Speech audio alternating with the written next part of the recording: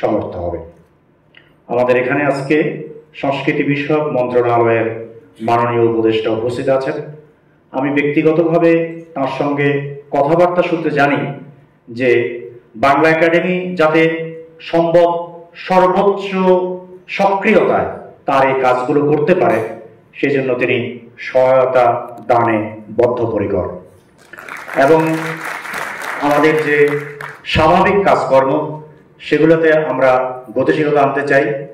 আমাদের যে প্রাতিষ্ঠানিক এবং প্রশাসনিক কিছু সংকট রয়ে গেছে, তৈরি হয়েছে অনেক বছর ধরে, আমরা সেগুলোর যথাসম্ভব নিরাকরণ করতে চাই এবং এই ব্যাপারগুলোকে অপেক্ষাকৃত কমিয়ে এনে সংগঠক হিসেবে বাংলা একাডেমির ভূমিকাকে অপেক্ষাকৃত গৌণ করে বাংলা একাডেমির যে প্রধান কাজগুলো সেগুলোকে যাতে আমরা একটা দৈনন্দিন স্বাভাবিক কর্মকাণ্ডের অংশ করে তুলতে পারি, সেজন্য প্রয়োজনীয় কাজ আমরা দ্রুত শুরু করতে চাই, দ্রুত এটার একটা কাঠামো প্রস্তুত করতে চাই।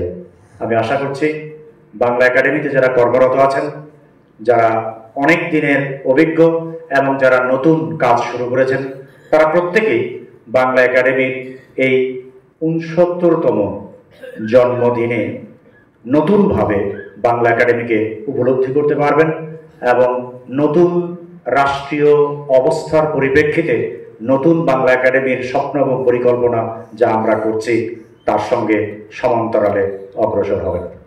আমি এই আশা রেখে সবাইকে শুভেচ্ছা জানিয়ে এবং সবাইকে স্বাগত জানিয়ে আমার কথা এখানে শেষ করছি। ধন্যবাদ।